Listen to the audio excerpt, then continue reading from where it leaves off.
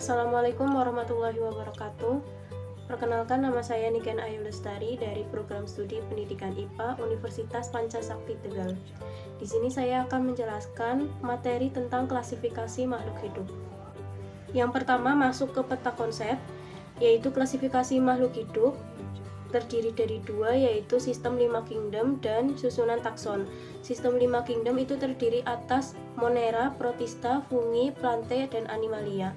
Sedangkan susunan takson di sini yang tertinggi dari yang terendah. Itu ada kingdom, ada divisi atau filum, ada kelas, ada ordo, ada famili, ada genus, dan ada spesies. Klasifikasi merupakan suatu cara yang sistematis dalam mempelajari objek dengan melihat persamaan dan perbedaan ciri-ciri makhluk hidup. Ilmu yang mempelajari klasifikasi makhluk hidup disebut taksonomi. Bapak taksonomi yaitu Carolus Linnaeus. Taksonomi menurut Linnaeus masih digunakan sampai saat ini. Klasifikasi makhluk hidup adalah pengelompokan makhluk hidup ke dalam tingkatan tertentu berdasarkan kesamaan karakter yang dapat diamati, antara lain morfologi, sifat genetik, dan tingkah laku. Tujuan dari klasifikasi ini yaitu untuk menyederhanakan makhluk hidup yang beraneka ragam. Di sini klasifikasi dibagi menjadi 7 jenis, yaitu klasifikasi alamiah, artifisial, kladistik, evolusioner, fenetik atau numerikal, konvensional. Tahapan klasifikasi. Yang pertama, identifikasi ciri-ciri makhluk hidup. Yang kedua, pengelompokan berdasarkan persamaan yang ditemukan.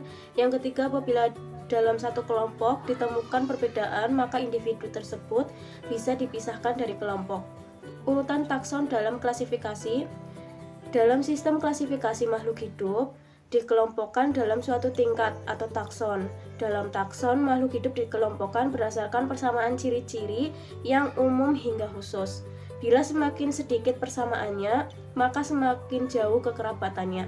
Di sini urutan takson ada life atau kehidupan, domain, kingdom, phylum, class, order, family, genus, dan spesies. Sistem kingdom. Sistem kingdom itu ada 5 macam, yaitu yang pertama 2 kingdom, ada Plantae dan Animalia. Yang kedua ada 3 kingdom, yaitu Monera, Plantae, dan Animalia. Yang ketiga ada 4 kingdom, yaitu Monera, Fungi, Plantae, dan Animalia. Yang keempat ada 5 kingdom, yaitu Monera, Protista, Fungi, Plantae, dan Animalia. Yang terakhir ada 6 kingdom, yaitu Virus, Monera, Protista, Fungi, Plantae, dan Animalia. Kunci klasifikasi atau kunci determinasi merupakan petunjuk yang dapat digunakan untuk mengidentifikasi kelompok maupun jenis organisme. Pada kunci identifikasi tercantum ciri-ciri organisme yang akan diidentifikasi yang bersifat spesifik. Metode penamaan ilmiah, Linnaeus menggunakan sistem binomial nomenklatur untuk membuat nama ilmiah. Ciri-cirinya yaitu terdiri dari 2 kata Latin. Kata pertama menunjukkan genus, huruf pertama ditulis dengan huruf kapital. Kata kedua merupakan petunjuk spesies yang diawali dengan huruf kecil, kemudian ditulis dengan huruf miring atau di garis bawah. Manfaat dari klasifikasi yaitu yang pertama memudahkan mengenal makhluk hidup, yang kedua memudahkan mempelajari makhluk hidup, yang ketiga mengetahui adanya kehubungan kekerabatan antar makhluk hidup. Perkembangan sistem klasifikasi. Yang pertama ada kingdom Monera. Anggota kingdom Monera adalah makhluk hidup bersel satu atau uniseluler yang tidak memiliki membran inti atau prokaryotik. Pada umumnya organisme ini berkembang biak dengan cara membelah diri.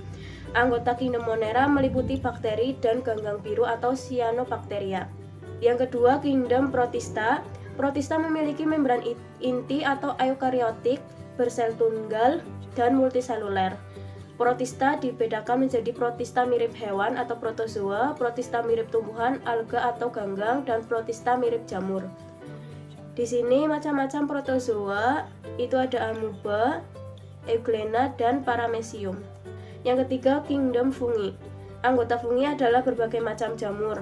Fungi memiliki membran inti, dinding sel terbuat dari zat kitin, tidak memiliki kloropas sehingga tidak dapat berfotosintesis, dan ada yang uniseluler maupun multiseluler. Tubuh jamur tersusun atas benang-benang yang disebut hifa. Kumpulan hifa disebut miselium. Tubuh jamur itu disebut talus.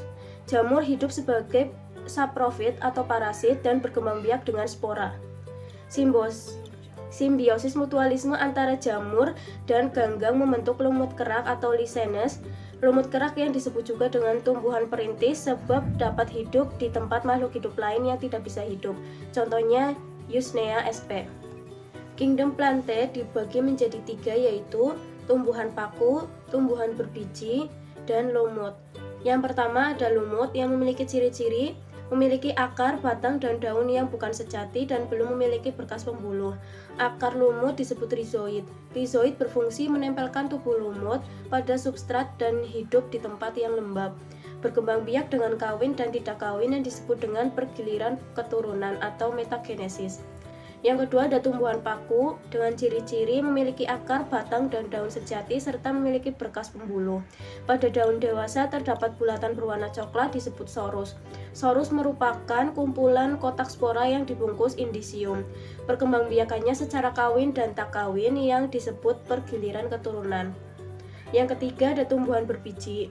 Tumbuhan berbiji memiliki akar, batang, dan daun sejati serta memiliki berkas pembuluh, menghasilkan biji yang digunakan sebagai alat perkembangbiakannya.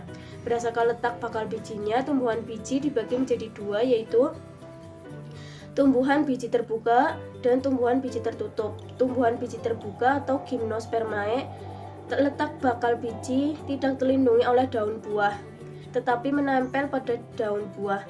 Pohon berakar tunggal, daunnya berbentuk seperti jarum kecil tebal atau tipis lebar. Alat kelamin jantan dan alat kelamin betina disebut strobilus yang mengandung sporangium. Yang kedua ada tumbuhan berbiji tertutup atau angiospermae. Alat perkembangbiakannya berupa bunga, akar, batang, dan daun yang sudah dapat dibedakan dengan jelas. Susunan tulang daun menyirip, menjari atau sejajar. Bakal biji terlindung di dalam daun buah, mengalami pembuahan ganda. Yang terakhir ada kingdom Animalia, dibagi menjadi 2, yaitu vertebrata dan invertebrata. Yang pertama invertebrata, yaitu hewan yang tidak memiliki tulang belakang, dibagi menjadi 8. Yang pertama ada porifera, contohnya hewan spon. Yang kedua ada coleoterata, contohnya hydrozoa, spioa, scipoa, antrozoa. Yang ketiga ada Platyrmyntes, yaitu contohnya planaria dan cacing hati. Selanjutnya ada nematoda, contohnya cacing perut, cacing kremi, dan cacing tambang. Selanjutnya ada Annelida, contohnya cacing tanah, lintah, dan pacet. Selanjutnya ada Arthropoda, yaitu udang, kepiting, dan serangga. Selanjutnya Echinodermata, contohnya itu bintang laut, landak laut, dan teripang. Yang terakhir ada moluska, contohnya itu bekicot, cumi-cumi, dan kerang. Kemudian kingdom Animalia yang merupakan vertebrata, yaitu hewan yang memiliki tulang belakang. Dibagi menjadi 5 kelas, yaitu superkelas Pisces, contohnya itu ikan mujair, ikan bandeng, ikan lele, ikan mas. Kemudian kelas amfibia, contohnya itu katak. Yang ketiga ada kelas reptilia, contohnya itu buaya, kadal, penyu, dan ular. Terus ada kelas aves, contohnya itu burung pipit, merpati, dan elang. Kemudian yang terakhir ada kelas mamalia, contohnya itu gajah, singa, orangutan, kelelawar, dan lumba-lumba. Terima kasih atas perhatiannya. Assalamualaikum warahmatullahi wabarakatuh.